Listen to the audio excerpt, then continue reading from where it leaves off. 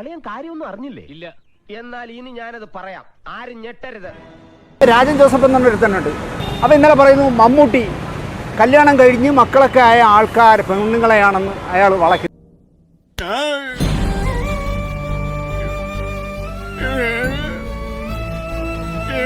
സുഹൃത്തുക്കളെ, ഹേമ കമ്മീഷൻ റിപ്പോർട്ടുമായി ബന്ധപ്പെട്ട ചില കാര്യങ്ങളാണ് പറയാനുള്ളത്. ആയിക്കോട്ടെ, ഇന്ന് നമുക്ക് ഇവിടെ തന്നെ കൂടാ. എല്ലാം അറിഞ്ഞിട്ട് തന്നെ കാര്യം. ലാലിനെ കുറിച്ച് ലാലിനോട് ആരോ ഏതോ പിന്നെ ഒരു മീഡിയ കയറി ചോദിച്ചപ്പോൾ പറഞ്ഞു എത്ര ഇതായിരുന്നു ചോദിച്ചപ്പോൾ 53,000 തോന്നുന്നു. അങ്ങനെ ചിലപ്പോൾ അതൊക്കെ അവനവന്റെ ഇഷ്ടമാണ്. ഈ പൂമ്പാറ്റ പല പല പൂക്കളിലിരുന്ന് തേൻ കുടിക്കുന്ന കണ്ടിട്ടില്ലേ? തേൻ കുടിക്കുന്നു, പറക്കുന്നു, പരാഗണം. തേൻ കുടിക്കുന്നു, പറക്കുന്നു, പരാഗണമായിട്ട് മൊഴികൾ പുറത്തു വന്നു കഴിഞ്ഞാൽ മലയാള സിനിമയിലെ വല്ലിക്ക പോലും സേഫ് അല്ല. ഒരു കുടുംബം തകർത്തതിന്റെ കഥ ഞാൻ പറഞ്ഞതിന് മുമ്പ് ഇവൻ പറയുന്നത് വിശ്വസിക്കരുത്. ഇവൻ ഭക്ഷണം കഴിക്കാനും കള്ളം പറയാനും മാത്രമാണ് വാ തുറക്കുന്നത്.